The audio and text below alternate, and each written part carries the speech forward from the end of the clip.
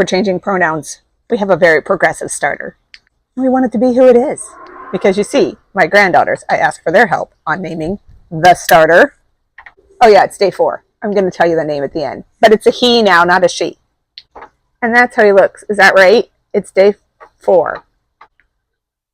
And it's definitely fermenting now. Day 4 from the Apron Maven book instruction manual, which I am still too chicken to diverge from. Keep on feeding your starter. So that's what we're going to do.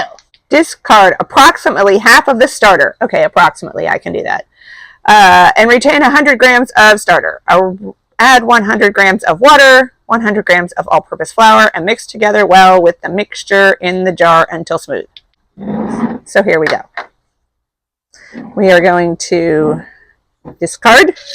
Like I said, I'm still more excited about the discard. This, I'm gonna try pouring it. We're gonna try pouring it and see if we can get rid of it because it's thinner. It's way thinner today. And we're gonna, these are milliliters. I said milligrams yesterday. They're milliliters. So we're gonna take it down to 100 milliliters again. Okay, that was much easier. Much easier. We are at 100 milliliters of starter now. And my discard's growing. I'm gonna make stuff with this. I'm gonna make a bunch of stuff with this. I have once again pre-measured my water and my flour. So it says water. That's the first thing it mentions. So we're gonna do that. And that's 100 grams of water. And here is 100 grams of flour. Let's get that. I'm doing this outside. It's a little less messy for me to do outside. I mean, it's not less messy, but it's less mess for me to clean up. So there we go. It did grow a little bit last night and then it reseeded, which I think is what we're supposed to do. Did anybody do friendship bread in the 90s? This is, I mean, I think this is like the grown-up version of friendship bread, right? Where you would mix it in a plastic bag on your counter for like 7 days and then you'd need to bake it. And then you'd hand it out to a bunch of your friends. Okay, so that is thicker. It is like thick pancake batter. What do you think I should make first with my discard? Tell me what I should make first with my discard. And don't forget, we're going to have that naming ceremony at the end. It's not a ceremony, but I'm going to tell you what the name is. So there we go. That went much faster than the others have. I brought the spoon rest today. Look at me being all grown up. Okay, here we go. I brought a scraper out. I don't have, my little scrapers have all been used.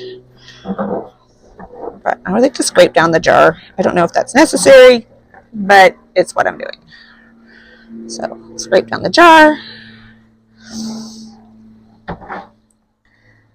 Ooh, it's already starting to like bubble. Okay.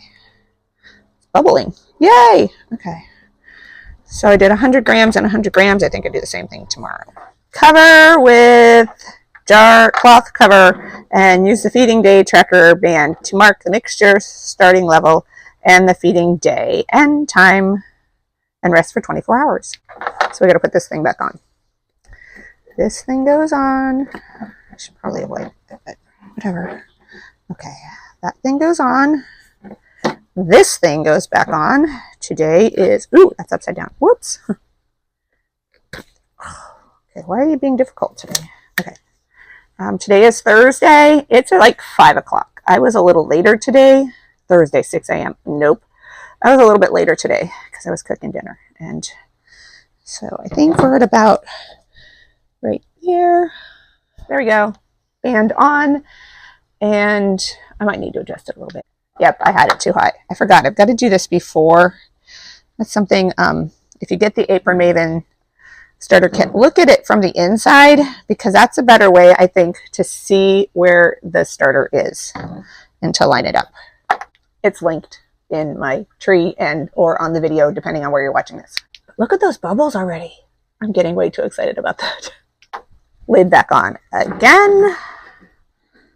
Again. So I have put it in the right spot. I have marked alongside of the line there that says last fed on, what time it was fed, which is today at 5 o'clock. All fed.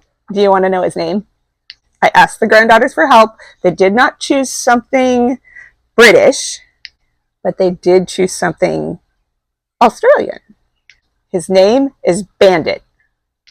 My granddaughters are almost 9 and 10 years old.